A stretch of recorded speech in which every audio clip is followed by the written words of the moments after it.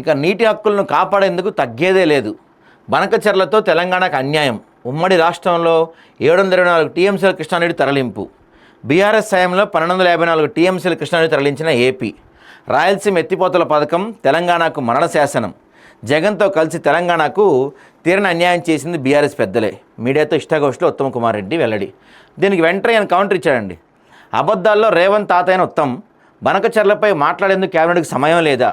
ఎలాంటి అనుమతులు లేకుండా ప్రాజెక్టు కడుతుంటే ఎందుకు మౌనంగా ఉన్నారు? ప్రభుత్వం స్పందించుకుంటే మేమే సుప్రీంకోర్టును ఆశ్రయిస్తామన్న హరీష్ రావు అని చెప్పి వెంటనే మాట్లాడారు. చాలా మంచి విషయం మాట్లాడారు హరీష్ రావు గారు. కానీ ఇక్కడ ఒక 3 క్వశ్చన్స్, మీరు అడిగిన 3 క్వశ్చన్స్కి మీకు 3 క్వశ్చన్స్ అడుగుతున్నారు జనాలు. బనకచెర్లపై మాట్లాడేందుకు క్యాబినెట్లో సమయం లేదా అన్నారు. మరి గతంలో మీరు ఉన్నప్పుడు పోతిరెడ్డిపాడు ఎత్తు పెంచుతున్నప్పుడు, ఎల్లంపల్లి ఎత్తు పెంచుతున్నప్పుడు, ఆ తర్వాత ఇక్కడి నుంచి గోదావరి కృష్ణా జిల్లాలని జగన్మోహన్ రెడ్డి తీసుకెళ్ళిపోతున్నప్పుడు మీరు క్యాబినెట్ సమావేశం ఎందుకు పెట్టలేదు? First point.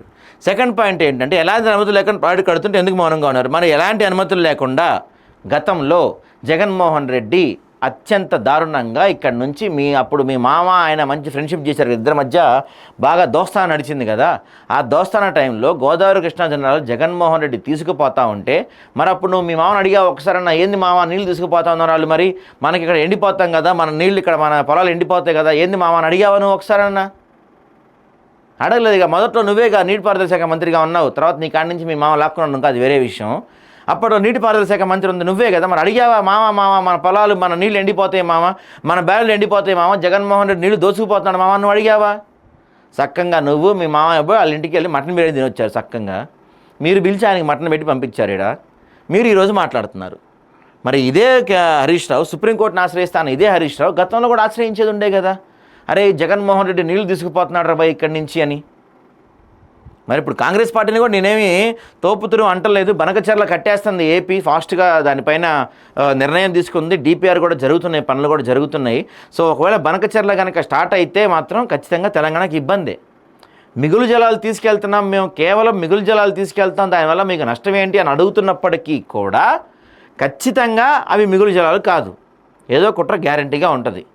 కాబట్టి అంటే ఇప్పుడు గతంలో బీఆర్ఎస్ అండ్ జగన్మోహన్ రెడ్డి కలిసి కుట్ర చేశారు. ఇప్పుడేముంది టీడీపీ బీజేపీ కలిసి కుట్ర చేస్తాయి. ఎందుకంటే సెంట్రల్లో గవర్నమెంట్ ఉండాలంటే ఖచ్చితంగా వాళ్ళకి టీడీపీ అవసరం 100% కావాలి. చంద్రబాబు నాయుడు లేకపోతే ఎన్డీఏ గవర్నమెంట్ పడిపోద్ది. కాబట్టి చంద్రబాబు అడిగిన దానికి వాళ్ళు ఆబ్వియస్లీ కళ్ళు మూసుకొని పర్మిషన్ ఇస్తారు బనకచెర్ల విషయంలో. మరి ఇప్పుడు బీజేపీ తెలంగాణలో ఈసారి అధికారంలోకి రావాలనుకుంటున్న బీజేపీ బనకచెర్లను అడ్డుకుంటుందా? లేదు అట్లా కుదరదని చెప్పి అడ్డుకోగలుగుతుందా? ఒకవేళ పర్మిషన్ ఇచ్చేస్తే పర్మిషన్ ఎట్లా ఇస్తారని చెప్పి కేంద్ర ప్రభుత్వంపై రాష్ట్ర బీజేపీ నాయకత్వం అడగగలుగుతుందా అనేదే పెద్ద పాయింట్ ఇక్కడ. మరి బనకచెర్ల విషయంలో బీజేపీ స్టాండ్ ఏంటి చూసుకుందాంలే, మనకెందుకులే ఎప్పటిలాగా సైలెంట్గా ఉంటారా, లేకపోతే లేదు తెలంగాణకు అన్యాయం జరుగుతుందని అధిష్టానం ఎదిరిస్తారా చూడాలి. మొత్తం మీద ఈ విషయంలో అయితే ఒకవేళ బనకచెర్ల స్టార్ట్ అయితే అది కాంగ్రెస్ పార్టీ ఫెయిల్యూరో లేకపోతే బీఆర్ఎస్ పార్టీ ఫెయిల్యూర్ అవ్వదు, ఖచ్చితంగా అది బీజేపీ ఫెయిల్యూర్ అవుతుంది. ఎందుకంటే అధికారంలో ఉంది బీజేపీ కాబట్టి దానికి పర్మిషన్స్ ఇస్తే ఇవ్వాల్సింది బీజేపీ కాబట్టి, ఒకవేళ ఆ ప్రాజెక్టు కడుతుంటే ఆపాల్సిన బాధ్యత బీజేపీ పైన ఉంది కాబట్టి, ఎన్డీఏ గవర్నమెంట్ పైన ఉంది కాబట్టి దానికి పర్మిషన్ ఇచ్చి ఇక్కడ బీజేపీ ప్రభుత్వాన్ని బొందబెట్టుకుంటుందా? అంటే ఒకవేళ రావాలి స్థాపించాలి అనుకుంటున్న తెలంగాణ బీజేపీ పార్టీని బొందబెట్టుకోబోతుందా, లేకపోతే చంద్రబాబుకి తలొగ్గుతుందా అనేది మాత్రం చూడాలి. ఏం జరుగుద్దో ప్రస్తుతానికైతే కొంత సస్పెన్సే.